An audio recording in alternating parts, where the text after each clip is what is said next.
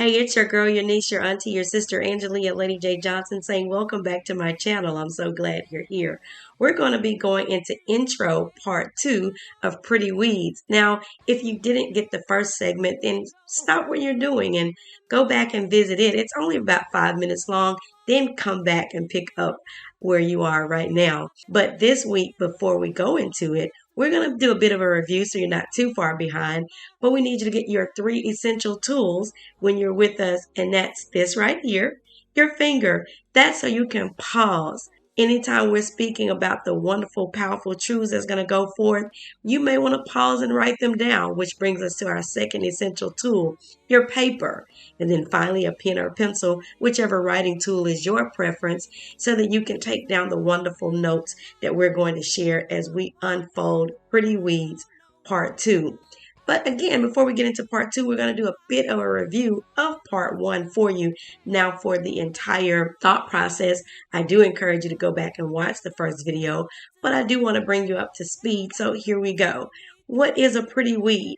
It's a term that is used when we refer to a person that has learned to be a false version of themselves due to hurts from events or people. And we say that those hurts from events or people show up as drama, traumas, or abuse. And now again, in the first segment, we gave many examples of what those are, but the drama is when you are being overused or underused in situations.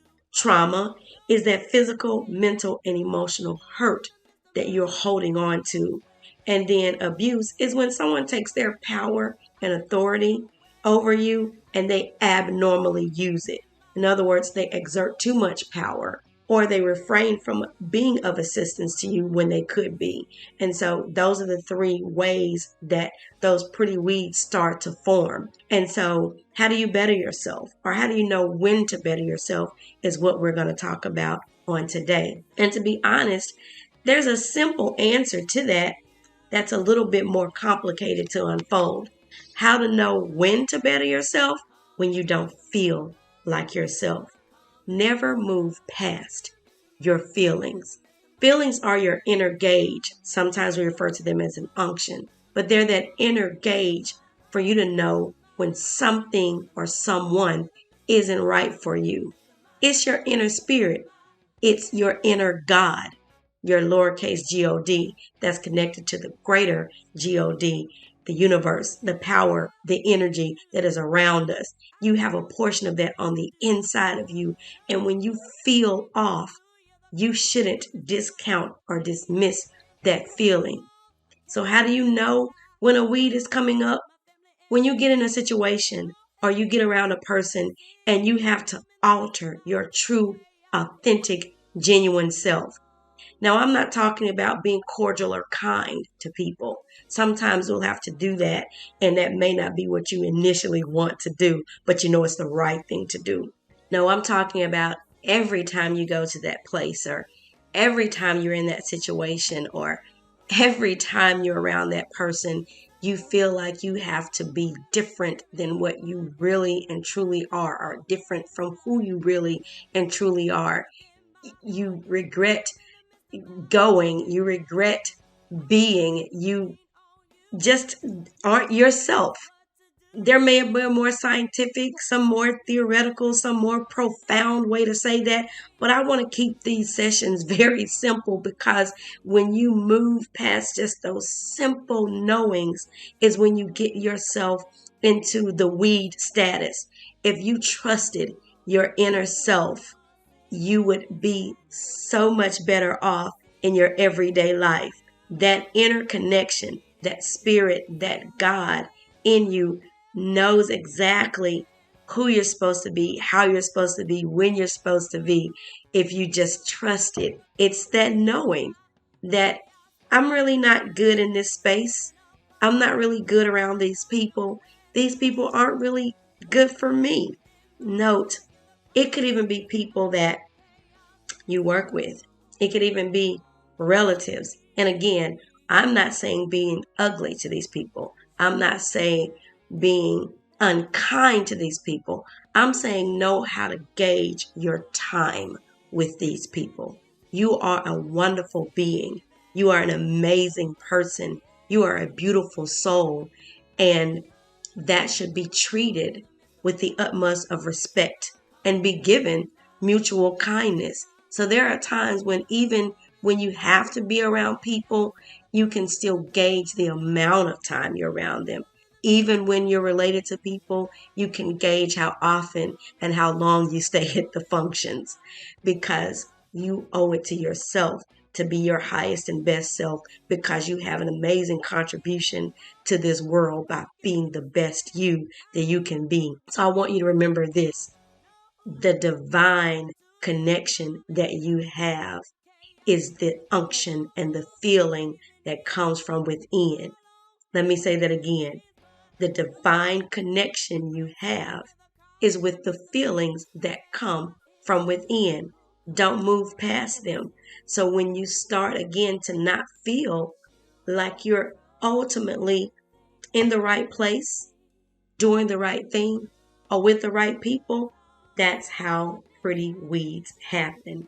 And you're no longer that beautiful flower. Trust the divine. Trust the inner God. Trust the inner feeling that this isn't right for me. This person isn't right for me. This place isn't right for me.